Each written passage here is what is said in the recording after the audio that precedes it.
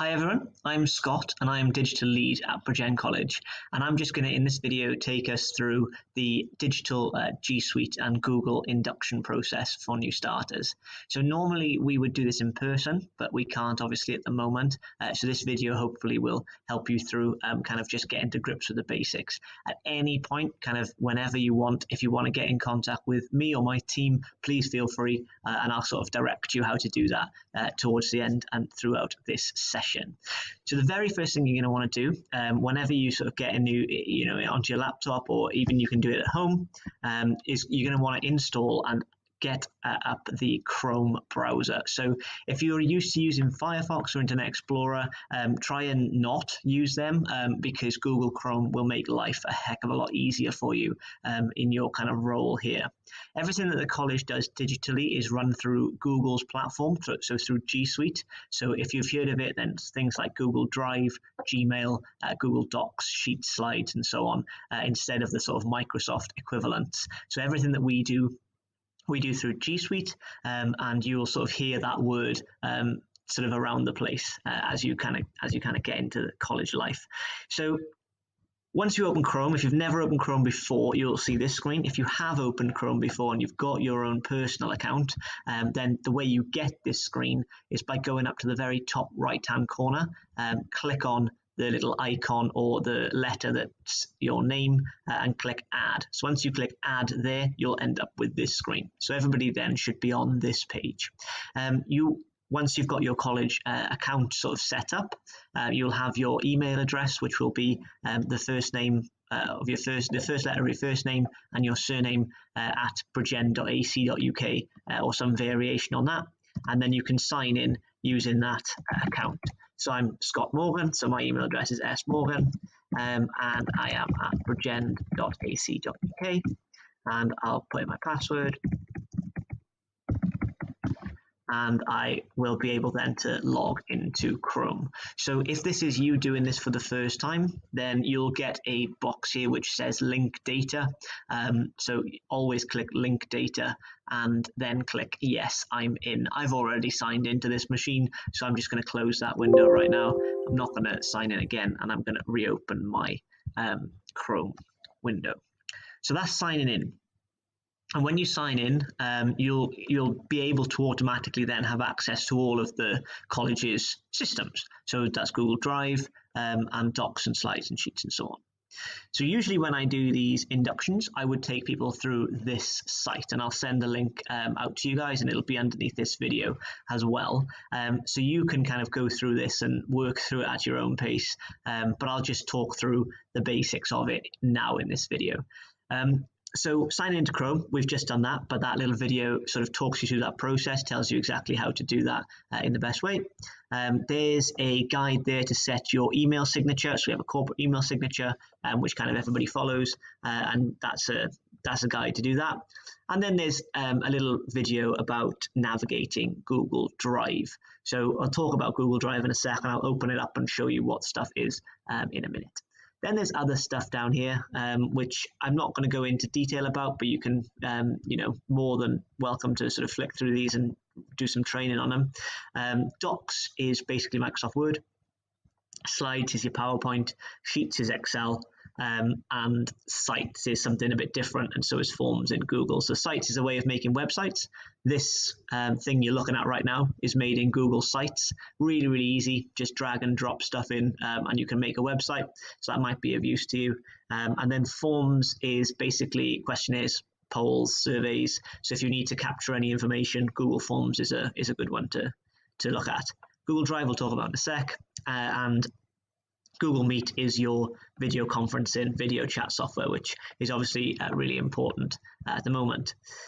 Google Classroom, so if you're a curriculum member of staff, then you'll be using Google Classroom a lot. If you're business support, you possibly won't really ever use it, but if you do want sort of more information on Google Classroom or more training on that, I've never used it before, get in contact with us. It's quite deep, so we will sort of help you out with that as we go. There is extensive training available. So Google themselves have put together some free self-directed courses about sort of the basics.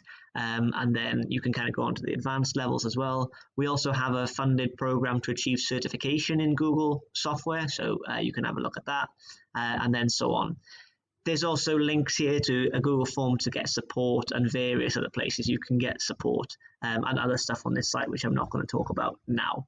So the link for this will be underneath this video, and just kind of go through and have a look. So the only other thing which I'm going to sort of talk about is Drive, and how we kind of get to it and how we navigate it. So if we open a new tab, then you should see that in the top right hand corner you've got this little selection of 9 dots, which is they call the waffle. So if we click that and we click Drive, this then is your file storage system. So instead of storing things in kind of locally on your desktop or in your downloads folder or whatever, get into the habit of putting things in Google Drive. Everything in here you've got unlimited storage. It's all sort of stored, tracked, recoverable. If you delete stuff, we can get it back. Nothing is lost. So in here, you want to put everything really, and it works exactly like a normal folder structure. So you can right click, you can make new folders, you can add documents. So that'll be like your Word docs, your Google Docs, slides, presentations, and so on. And then past that, there's not really much to say on the sort of structure of it. It's just it's a place for storage. What there is something to say on, and which is possibly a little different maybe than things that you've done before in the past, is the sharing settings. So Google is really good at sort of collaborating together on one single document. So if I go into this document here, which is our sort of main document for induction for this year for all of our students, you can see that when it loads up, you can see who's kind of got access to it, and lots of people have been working together on this document to create it. So there was a last edit that was made yesterday by somebody. All of these people are currently looking at it, and then if I go into the sharing settings, I can see who owns it and who it's shared with, and so on. So this is kind of really where Google comes into its own, and this is a good one to look at because we can see all of the different permissions here. So Joe, for example, is the owner. She made this document. I have editing permissions on it. Then some other people have viewer permissions on it. Some people have commenting permissions on it. So this document is shared, and the owner can choose who sort of has what permission. So I'll just jump back out of there and create a new doc and show you exactly how to do that. So this is really important in terms of just sort of a slight difference maybe from what Google is versus Microsoft. So in all documents, that's slides or docs, you've got this big blue inviting share button in the top right hand corner. If I hover over that, it says that it's private only to me at the moment, as I'd expect because I just created it. So if I go in there, it'll ask me to name it. Let's just name it, whatever. And then I can add people here to share this with. So if I just enter somebody's name, I can choose whether or not they get a notification. With the notification, I can put a message, and then I can choose whether or not this person should be able to view this document only, should be able to comment on it and make suggestions, or whether they should be full editors on it. If they're editors on it, they can go in, they can change stuff, they can delete stuff.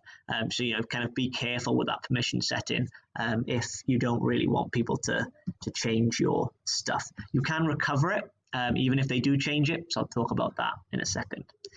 If you're sharing with the whole college, or at least you want to make a document available to the whole college, then just down here you can change this link to Bridgend College. So that would make it available to anybody who's signed into their Chrome account, their Google account with their bridgend.ac.uk email address. But we can also change it to anyone with the link. So if you're making a public document, or if you're sharing one of these files with somebody outside the college, like from a university or a kind of industry partner, or anybody who doesn't have a Bridgend email address, you're going to want to go in there, change that to anyone with this link, and then this is the unique link to the document. So we can copy that and then take it over to Gmail and send it to them via email or message them it, or however you want to get it to them. So basically then that link becomes copied, and then we can just go and get an email up and then just create a new email, paste the link in, and away to go. So that would just be new email, and when it loads, if you just paste that in there, oops, you get your link. So anybody then who clicks that link will be able to see that document. So this happens, that's the same with entire folders in Drive as well. So if I right click on a folder, I've got the exact same thing there, which is share. And I can share that then with anybody in exactly the same way. So that's probably something that's really quite important to kind of get your head around, the different permission settings, what you need to do in order to share a document, and how the link sharing works. The next thing I want to say about sharing is this shared with me icon sort of button on the left hand side of Drive. So if I click on that, then what I see is basically everything that anybody has shared with me. So if I've been tagged in one of those sharing boxes and somebody's sent it to me, then this is where it goes. Now, the issue with this, I think, is that all of this is very long. There's loads of stuff in here, and the longer you sort of go, the more stuff you get in here. So it's always good practice to organize this. So if there's something that I particularly want, to say the emergency contact details, then I should go in there. I should add a shortcut to Drive, and then that then will take it into my Drive. Let's just put that there. So then it's up to me to organize that inside my Drive. And it doesn't remove it from shared with me, but you're going to get a lot of things shared with you you don't particularly care about. And it's kind of just good practice to go in there and pick out the things that you really want. Otherwise, you will just lose them in shared with me because you're going to get so many things shared. Shared drives are generally sort of standardized drives that have been sort of created probably for your team. So your team might have a shared drive of its own, and then everybody who's in the shared drive is able to see what's in there. So if you go into, you're probably part of a shared drive, or you will be, as you kind of get inducted. If you go in there, you can see who's got access to that drive and all of their different permission settings as well. I wouldn't worry too much about it. Your kind of individual teams will sort of explain that to you, and how it works is different across the college. But just be aware that shared drives exist. It's just a shared space to put stuff. So there are two other things I just want to quickly go over real quick. One is just a bit of a productivity tip, and this is to do with Gmail. So Gmail is obviously the college's email system, and I just like, and I kind of just try and tell everybody this, the unread view. So usually, I was used to having kind of just all my emails in a row. Some of them are unread, some of them are read, depending on what I've actioned and so on. But I really like the way that Gmail can do this, in that it can keep unread at the very top and everything else just underneath. So all of that stuff, to me, I've actioned, and then the unread stuff is the stuff that I need to sort of look at. And the way to do that is you go in settings. So at the top, the little cogwheel, go to settings. And then down here, you've got inbox type. There's quite a few, but unread first is the one for me. Just check the others out. I would avoid priority and important. People have issues with them, but unread is a really good one. So that's literally just a quick productivity tip, which I quite like. The other app, I suppose, which I need to mention is Calendar. So Calendar, especially, I suppose, with all of the remote stuff that's happening, is a really important app to kind of just, it's not particularly difficult to understand, but just to understand, and I'll just talk through it quickly just to have a look at it. Basically, the general idea of what I'm getting at is the fact that you can create video calls from within Calendar. So if I look at something that's been created with me and somebody else, then I created this invite.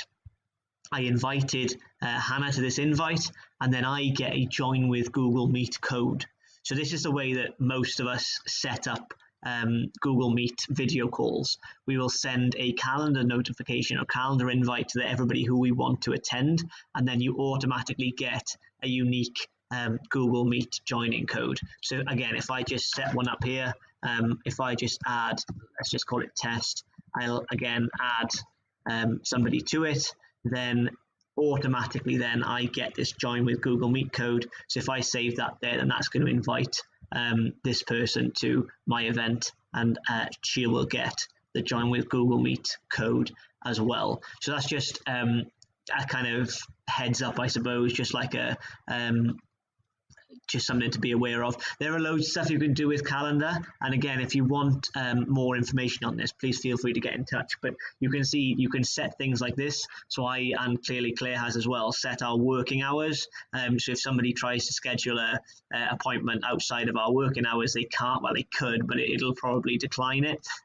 And it's just good practice, especially if you work part-time. You don't kind of want people to be scheduling stuff outside of your normal working hours. So in the settings, again, you can set all of that. And if you want any further information on that, just check out the link underneath this video, get in touch with us, and we will be more than happy to help.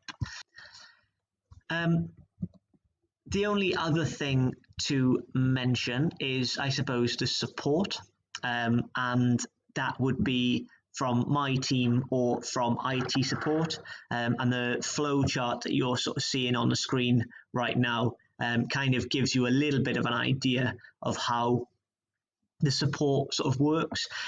If basically the way I say it is, if you've got a hardware issue, so something's physically broken with one of your devices, if you need to reset a password or you can't get access to something, or if you have issues with anything to do with telephones, contact IT support. If it's anything to do with Google, G Suite, you want training, you want to know a little bit more about Google Sites, Classroom, etc., blah, blah, blah, blah, then you contact my team, which is the email address on the bottom of the slide on the screen just now. So that's the Digital Learning Technologists email address. You can also come to this site and just fill in that form, and we'll get back to you as soon as we can. So that's kind of it. I'm not going to kind of do any more of a dive in than that. If there's any questions, my email address is just going to be underneath this video. Please get in contact with me. Feel free to send me whatever you need to know, and I will get back to you. So thanks for listening. Good luck with everything, and hope you enjoy the rest of your induction. Thanks.